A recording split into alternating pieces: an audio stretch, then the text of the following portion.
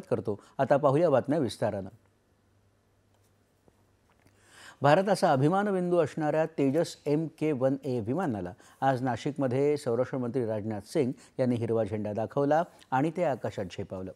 हिंदुस्तान एरोनॉटिक्सनं तयार केलेलं स्वदेशी बनावटीचं हे विमान आज भारतीय वायुदलाकडे सोपवलं जात असून त्यामुळे वायुदलाच्या सामर्थ्यात मोठी वाढ होणार आहे।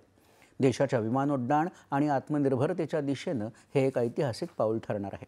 तेजस MK-1A विमान म्हणजे तेजस या हलक्या लढाऊ विमानाची अपग्रेडेड आवृत्ती आहे।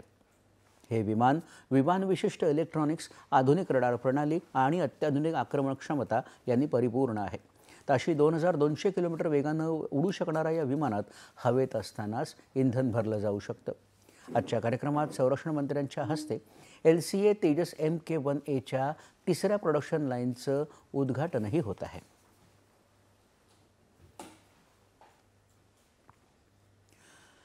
भारताच्या दौऱ्यावर